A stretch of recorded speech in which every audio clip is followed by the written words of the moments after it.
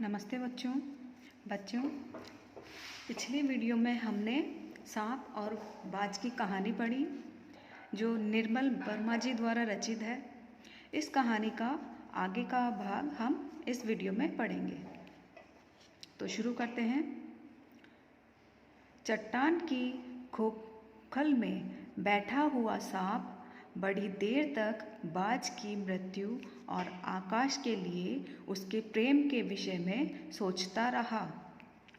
चट्टान की खोखल का मतलब होता है चट्टान में जो छोटा सा छेद था उसमें वो रहता था। बिल के जैसे चूहे बिल में रहते हैं उसी तरह छोटा सा छेद था, उसमें वो सांप रहता था। आकाश की असीम शून्यता, असीम मतलब अनंत, जो कभी खत्म ही ना हो। आकाश की असीम शून्यता में क्या ऐसा आकर्षण छिपा है? आकर्षण मतलब लगाव, जिसके लिए बाज ने अपने प्राण गंवा दिए। सांप सोच रहा है कि ऐसा क्या छिपा है आकाश में जिससे कि बाज ने अपने प्राणों के बारे में भी नहीं सोचा। वह खुद तो मर गया, लेकिन मेरे दिल का चैन साथ ले गया। न जाने आकाश में क्या खजाना रखा है। एक बार तो मैं भी वहाँ जाकर उसके रहस्य का पता लगाऊंगा। रहस्य मतलब भेद, चाहे कुछ देर के लिए ही हो, कम से कम उस आकाश का स्वाद चख लूँगा। तो अब सांप के मन में भी बेचैनी हो गई और वह भी, उसकी भी इच्छा हो गई कि वह भी सांप आकाश में उड़ने की उसकी इच्छा हो गई, जैसे कि बाज की इच्छा थी। यह कहकर सांप ने अपने शरीर को सिकोड़ा और आगे रेंग कर अपने को आकाश की शून्यता में छोड़ दिया। उसके बाद में जब उसकी इच्छा हुई उड़ने की, तो सांप ने अपने जो शरीर है उसको सिकोड़ा और रेंग कर मतलब खिसक कर, तो उसने आकाश में उछलने के लिए, उड़ने के लिए कोशिश की। धूप में क्षण भर के लिए सांप का शरीर बिजली की लकीर सा चमक गया। जब सांप ने उड़ने की कोशिश की तो उसका शरीर बिजली के समान चमकने लगा। किंतु जिसने जीवन भर रेंगना सीखा था वह भला क्या उड़ पाता। नीचे छोटी छोटी चट्टानों पर धप से सांप जा गिरा। धप से मतलब धड़ाम से, कोई चीज़ नीचे गिरती ना अचानक से, वैसे ही। ईश्वर की कृपा से बेचारा बच गया, नहीं तो मरने में क्या कसर बाकी रही थी। सांप हंसते हुए कहने लगा। सांप ने कोशिश तो की लेकिन वो उड़ नहीं सका, तो उसने सोचा कि कम से कम मेरी जान तो बच गई, और मैं उड़ नहीं सका लेकिन मैंने जो भी किया काम नहीं हो सका। अब मुझे ये काम करना भी नहीं है, क्योंकि मैं तो शुरू से ही ज़मीन पे रहता आया हूँ, तो अब मैं उड़ भी नहीं सकता, तो ये काम बेकार है। सो उड़ने का यही आनंद है, भर पाया मैं तो। पक्षी भी कितने मूर्ख हैं, धरती के सुख से अनजान रहकर आकाश की ऊंचाइयों को नापना चाहते थे, किंतु अब मैंने जान लिया कि आकाश में कुछ नहीं रखा है। जब सांप से उड़ने का काम नहीं हो पाया तो उसने बोला कि इस आकाश में कुछ भी नहीं रखा है और मैं तो जब धरती पर ही ठीक हूँ।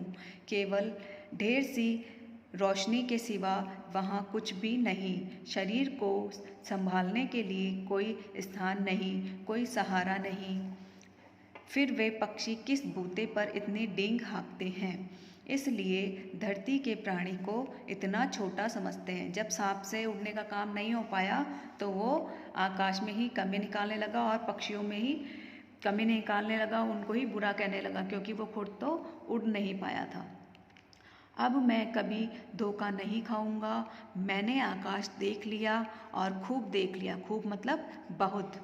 बाज तो बड़ी बड़ी बातें बनाता था। बड़ी बड़ी बातें करना मतलब डींग हाँकना। आकाश के गुण गाते थकता नहीं था। गुण मतलब अच्छाई। उसी की बातों में आकर मैं आकाश में कूदा था। ईश्वर भला करे, मरते मरते बच गया।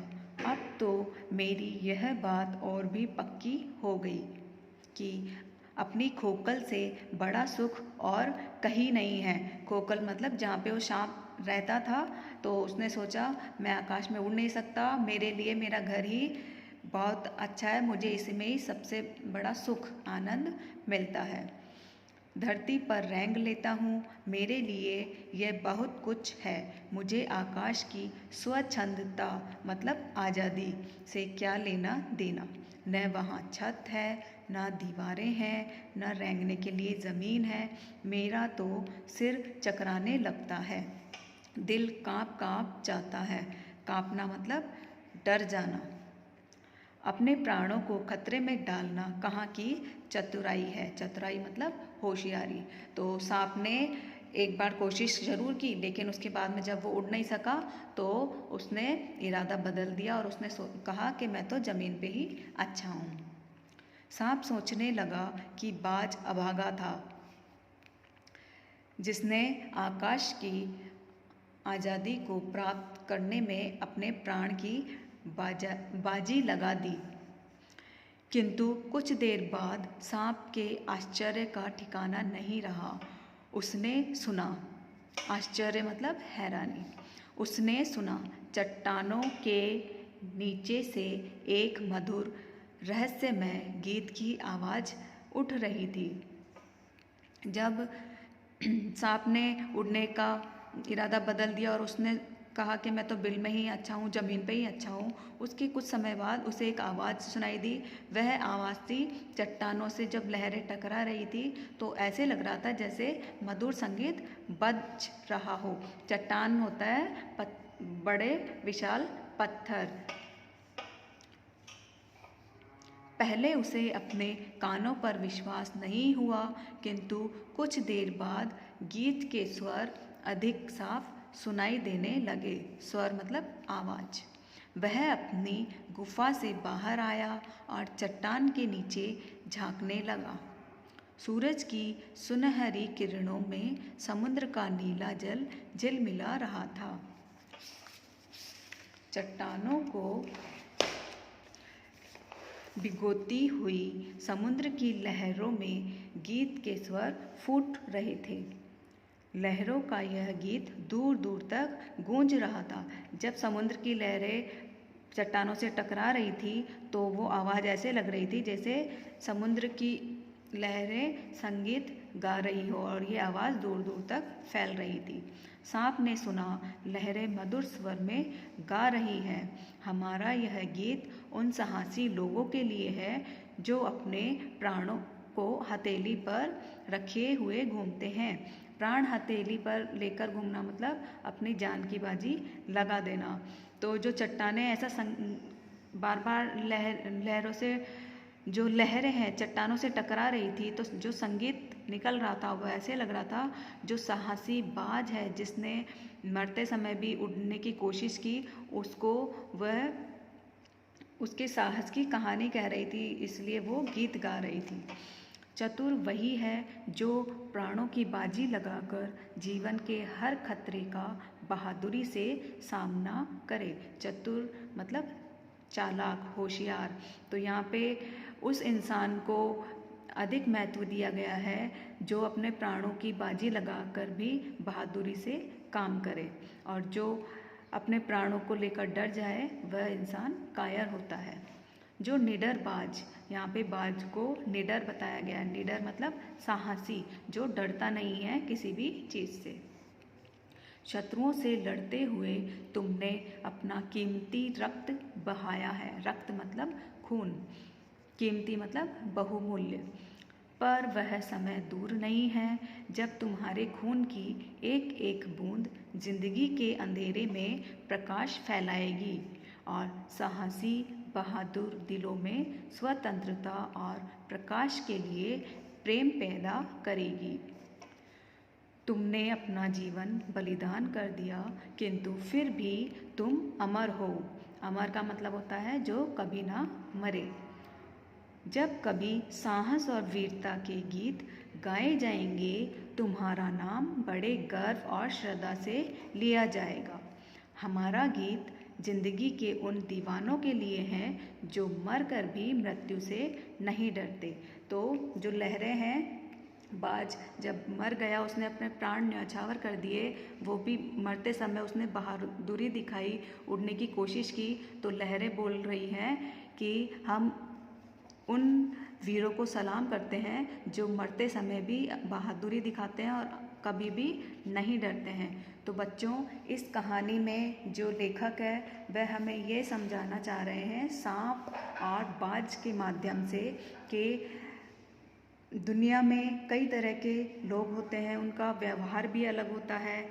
सांप को यहाँ कायर प्रवृत्ति का बताया गया है क्योंकि उसने एक बार कोशिश की और जब वो उड़ नहीं सका तो उसने सोचा कि वो ज़मीन पर ही रहे तो उसके लिए अच्छा है। और जो बाज है वह स्वतंत्र प्रकृति का था। स्वतंत्र मतलब आज़ाद, अपने मन के हिसाब से काम करना।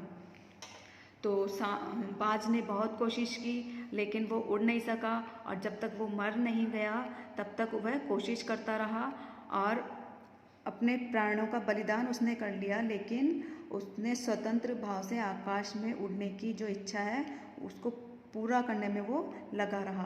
तो इस कहानी से निर्मल वर्मा हमें ये संदेश देना चाह रहे हैं कि हमें कभी भी हार नहीं माननी है, हर काम को करने की कोशिश करनी है।